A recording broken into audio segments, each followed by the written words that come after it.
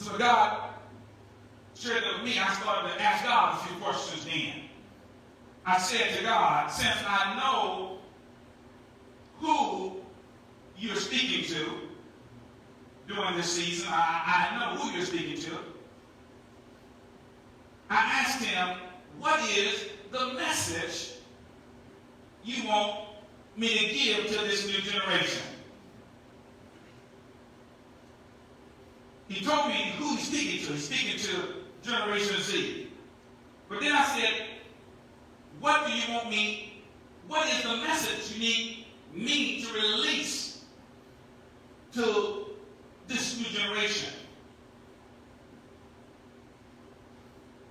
As I reflected on my question to God, how God speaks to me, he speaks through other people.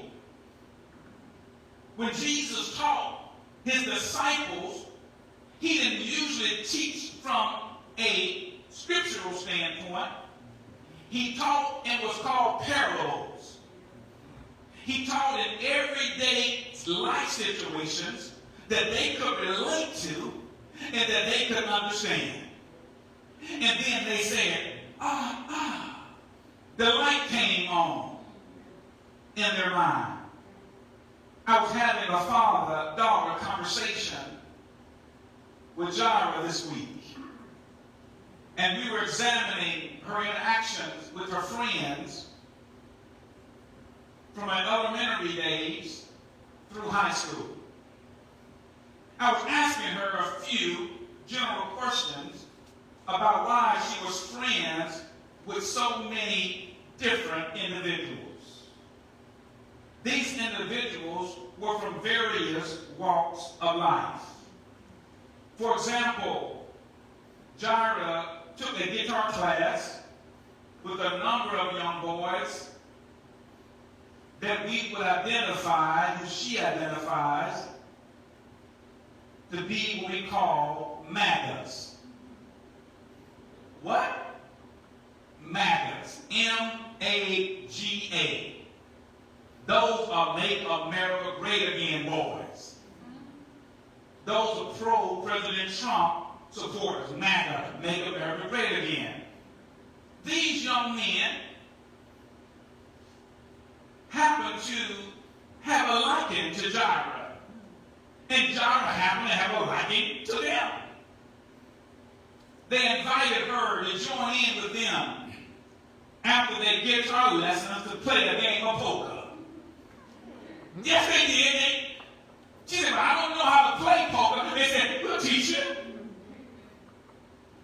So they hear her sitting around playing poker, MAGAs, and Jireh right in the middle of them. And then after school, on weekends, she would get invited to hang out with them at their MAGA events. Oh, praise the Lord, somebody.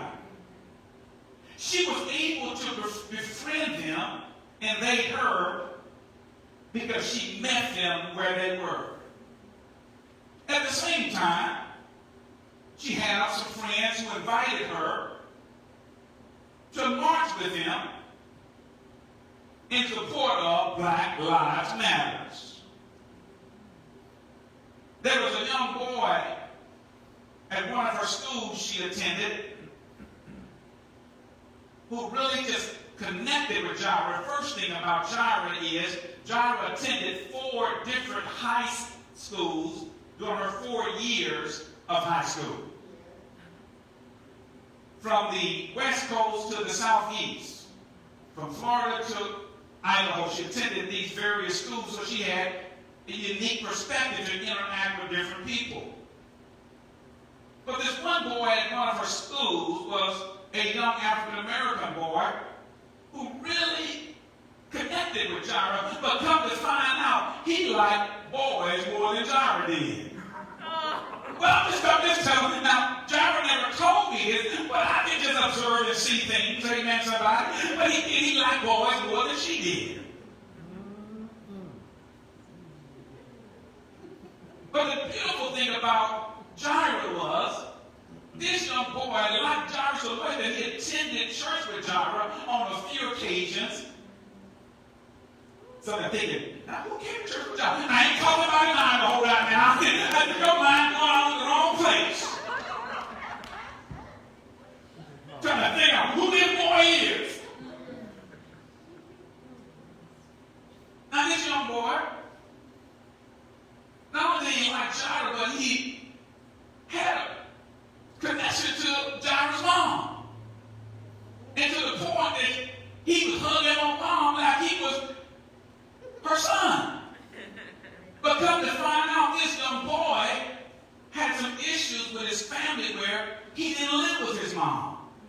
He lived with his dad. And there was not a lot of affection or a lot of family. So he doesn't like hanging with Jireh because Jireh had a family environment that looked like a family should look. That he didn't have.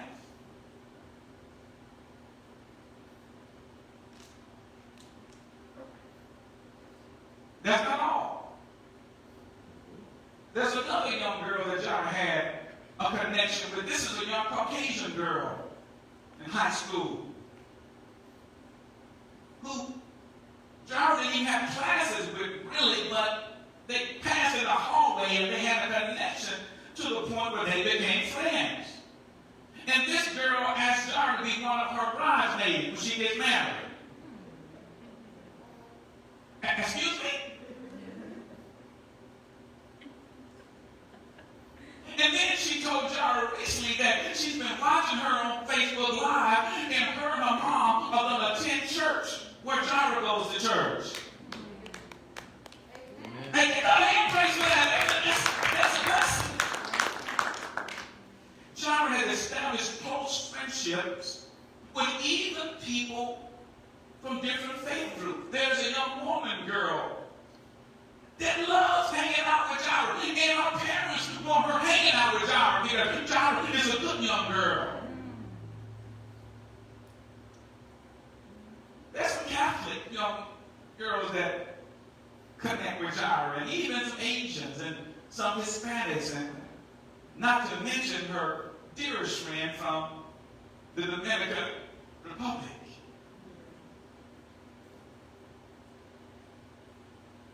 They don't ascribe to the same religious groups.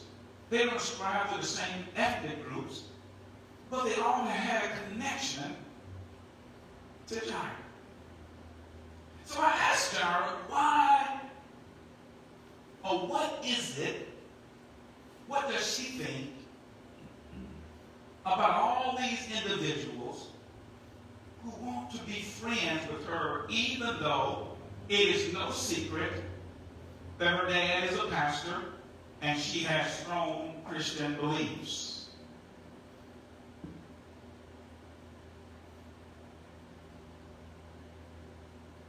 And she didn't really know.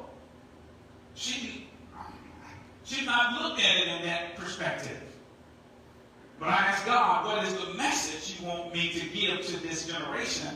And God is showing me and teaching me through a literal person what message he wants to offer. And I explained to Jireh that when her friends come to her, even though they have a different belief even about God, a different religion or no religion at all, or have a lifestyle that's totally opposite of what she would accept as a young Christian girl, Jireh offered them unconditional love.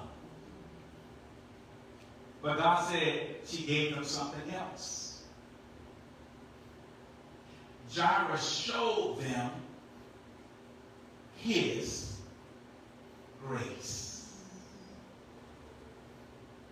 God said, this is a message.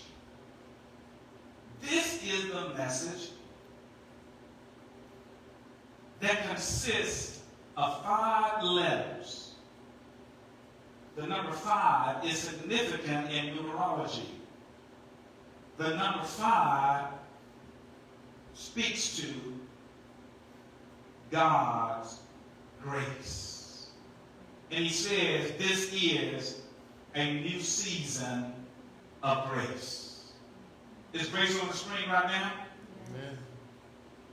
This is the message God wants to offer to Generation Z. God said, I go a little deeper now because